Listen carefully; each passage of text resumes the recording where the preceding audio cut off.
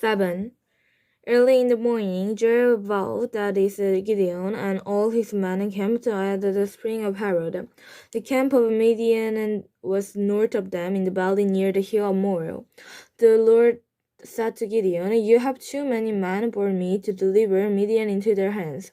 In order that Israel may not boast against me, that her own strength has had saved her.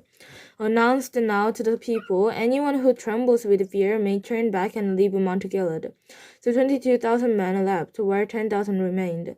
But the Lord said to Gideon, "There are still too many men. Take them down to the waters, and I will shift them for you there. If I say, this one shall go with you, he shall go. But if I say, this one shall not go with you, he shall not go." So Gideon took the man down to the water. There the Lord told him, "Separate those who lapped the water with their tongues like a dog from those who kneeled down to drink." 3,000 men lapped with their hands up their water mouth. All the rest got down on their knees to drink. The Lord said to Gideon, "With the 3,000 men that are left, I will save you and give the Midianites into your hands.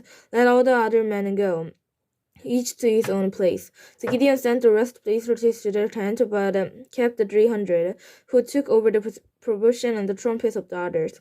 Now the camp of Midian lay below him in the valley. During that night the Lord said to Gideon, "Get up, go down against the camp, because I am going to give you into your hands.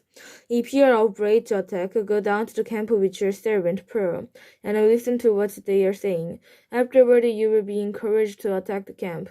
So he and Purah, his servant, went down to the outpost of the camp. The Midianites and the Amalekites and all the other eastern people had settled in the valley, thick and locust. Their camels could no more be counted than the sand of the seashore. Gideon arrived just as a man was telling a friend his dream. "I had a dream," he was saying. "A round loaf of barley bread came tumbling into the Midian camp. It shook the tent with such force that the tent overturned and collapsed." His friend responded, "This can be nothing other than the sword of Gideon, son of Joshua, the Israelite. God has given the Midianites and the whole camp into his hand." When Gideon heard the dream and its interpretation, he worshipped God. He returned to the camp of Israel and called out, "Get up! The Lord has given the Midian camp into our hands." Dividing the 300 men into 3 collapses, he replaced trumpets and empty jars in their hands of all of them, which torches decide. "Watch me," he told them. "Follow my lead. When I get to the edge of the camp, do exactly as I do. When I and all who are with me blow our trumpets, then from all around the camp blow yours and shout for the Lord and for Gideon." Gideon and the 100 men with him reached the edge of the camp at the beginning of the middle watch, just after they had changed the guard. They blew their trumpets and broke the jars, and they were in the hands. The 3 companions blew the trumpets and smashed the jar, grasping the torches in their hands, and holding in their right hand the trumpet, and they were to blow. They shouted, "A sword from the Lord and for Gideon." While each man held his position around the camp, all the Midianites ran, crying out as they fled. When the 300 trumpets sounded, the Lord caused the men throughout the camp to turn on each other with their swords. The army fled to Beth-Shetan toward Jareth as far as the border of Abel Meholah near Tabet. Israelites from Naphtali, Asher, and all Manasseh were called out, and they purged the Midianites. Gideon sent messengers throughout the hill country of Ephraim, saying, "Come down against the Midianites and seize the water of the Jordan ahead of them as far as the Beth-barah." So all of the men of Ephraim were called out, and they took the waters of the Jordan as far as Beth-barah. They also captured 2 of the Midian leaders, Oreb and Zeb. They killed Oreb at the rock of Oreb, and Zeb at the whisper of Zeb. They purchased the Midian and brought the heads of the Oreb and Zeb to Gibeon, who was by the Jordan. 8. Another Europeans asked Gideon, "Why have you treated us like this? Why did you call us when you went to the bright Midian?" And they criticized him sharply.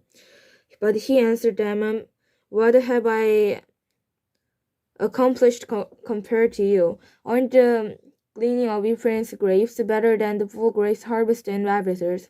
God gave Orship and Jib, the ministering leaders, into your hands. So what was I able to do compared to you? As these, their resurrection against his subside.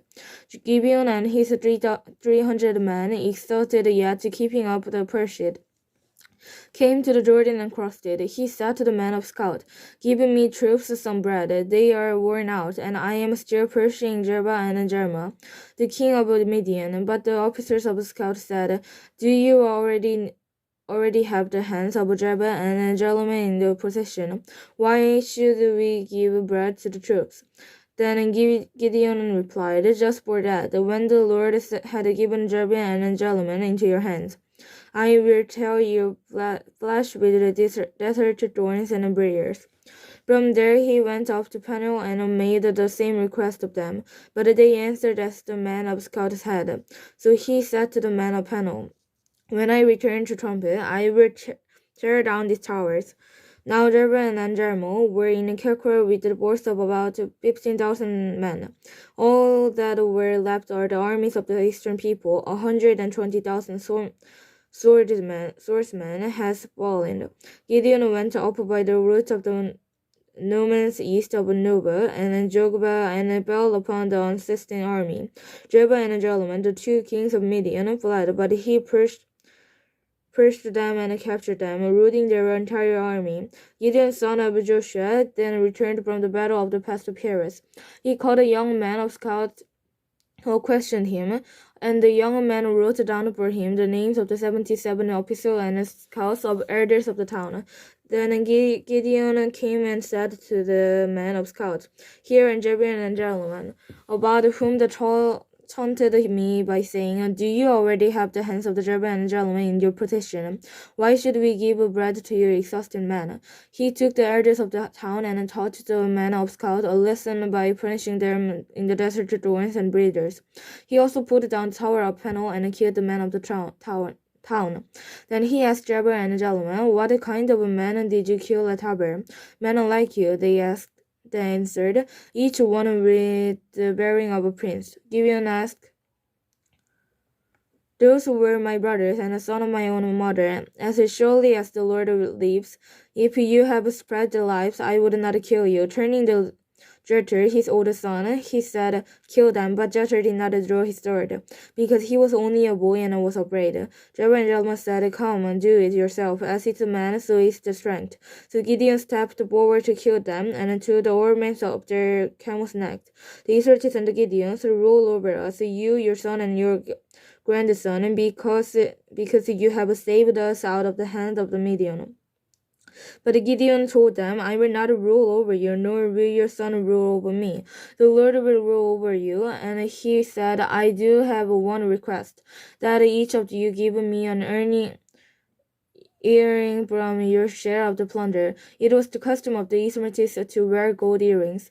They answered, We'll be glad to give them. So they spread out the garments, and each man drew a ring from his plunder onto it. The weight of the gold ring he asked for came to 1,700 shekels, and not counting the ornaments, the pendants, and the purple garments worn by the king of Midian, or the chains that were on their camel's neck. Gideon made the gold into an ephod, which they placed over in a town. All Israel prostrated themselves by worshipping in there, and it became a snare of Gideon and his family. Thus Midian was submitted before the Israelites and did not raise his head again. During Gibeon's lifetime, the land enjoyed peace 40 years. Gibeon, Baal, son of Joseph, Joas went back home to live. He had 70 sons of his own, for he had many wives. His concubine, who lived in Shechem, also bore him a son, whom he named Abimelech. Gideon, son of Joas, died at a good old age, and was buried at the tomb of his father Joas in Ophrah in the Abiris. No sooner had Gideon died than the Israelites again pursued themselves to the Baals. They set a Baal buried at their God, and did not remember the Lord their God, who had rescued them from the hands of their enemies on every side. They also failed to show kindness to the family of Jerubbaal, that is Gideon, for all the good things he had done for them. 9. Abimelech son of Jeroboam went to his mother's brother in Shechem and said to them and to all his mother's clan, Ask all the citizens of Shechem, which is better for you to have a servant or Jeroboam's son rule over you, or just one man? Remember, I am your flesh and blood. When the brothers repeated all this to the citizens of Shechem, they were excited to follow Abimelech, for they said, This is our father. He is our brother. They gave him 70 shekels and silver from the temple of Baal. And Abimelech used his higher recruitments adventurers, who became his followers. He went to his father's home in Ophrah and on one stone murdered his 70 brothers. The stone of Jeroboam, but Jordan, the youngest son of Jeroboam, escaped by hiding. Then all the citizens of the Shechem and Beth Millo gathered beside the great tree at the pillar and Shechem to crown Abimelech king. When Jordan was told about him, he climbed up on the top of the Mount Geras and shouted to them, Listen to me, citizens, to Shechem, so that God may listen to you. One day the trees went out to anoint the king over themselves. They said to the olive tree, Be our king. But the olive queen answered, Should I give up my oil, by which both gods and men are honored, to hold sway over the trees? Next the trees said to the big tree, Come and be our king. But the big tree replied, Should I give up my fruit so good and sweet to hold sway over our trees? Then the tree said to the vine, Come and be my king. But the vine answered, Should I give up my wine with the shears of both gods and men to hold sway over the trees? Finally, all the trees again on the thorn bush came and come and be our king.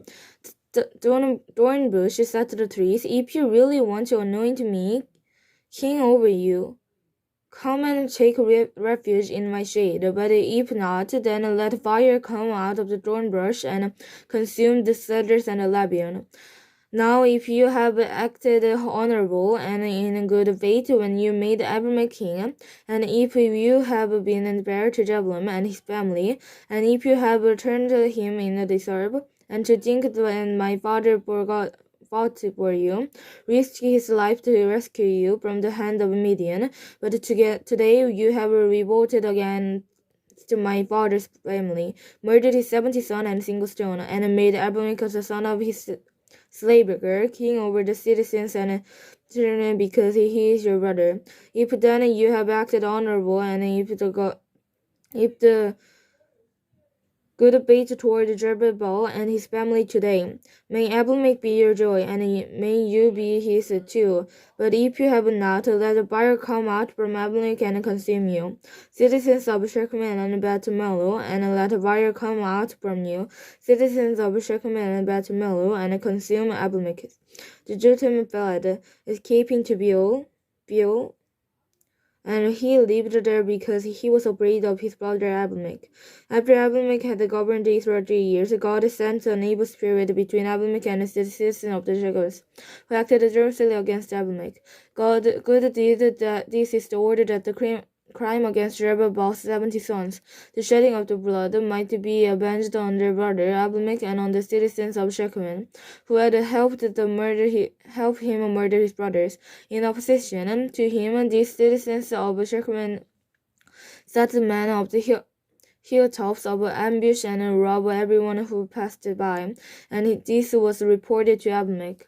Now Gala son of Abram moved with his brothers to Shechem and his citizens under confidence in him.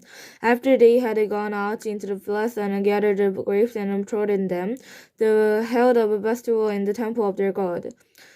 While they were eating and drinking, they crushed Abimelech. Then Gala son of Abram said, Who is Abimelech and who is Shechem?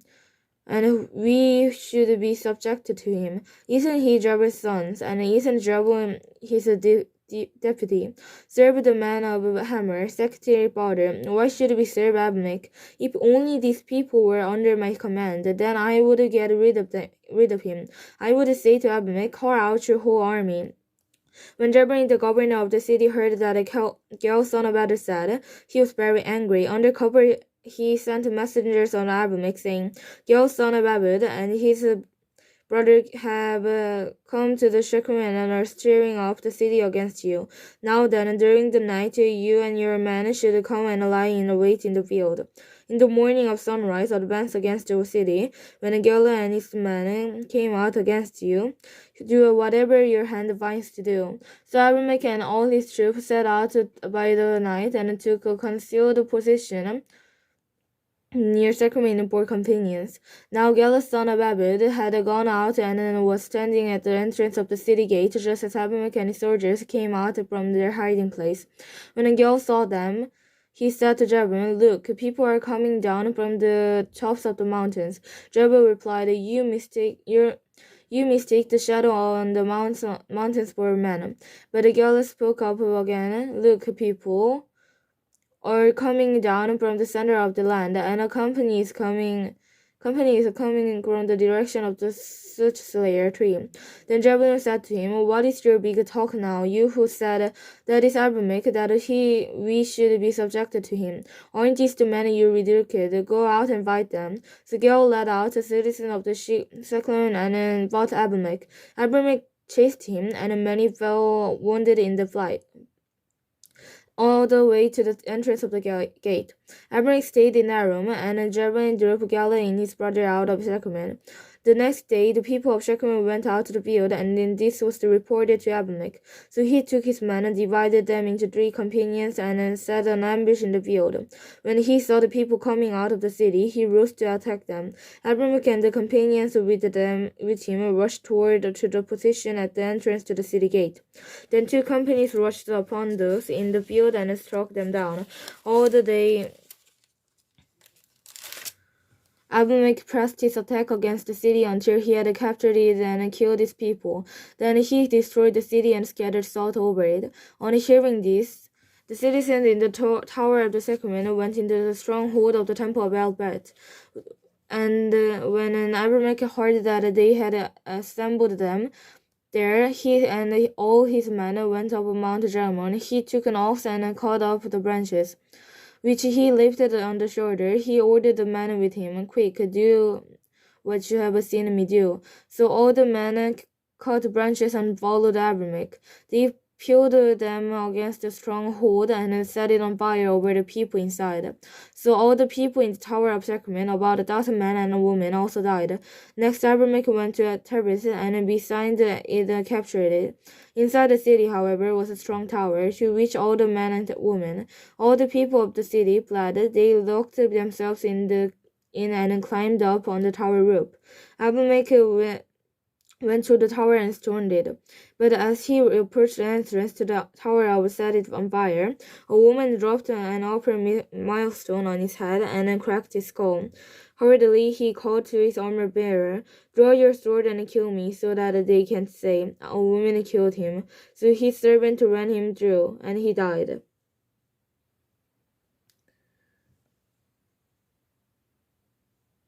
When the Israelites saw that Abimelech was dead, they went home. The God repaid the wickedness that Abimelech had done to his father by murdering the 70 brothers. God also made the men of Shechem pay for all that wickedness. The curse of Jotham, son of Jabin, came on them.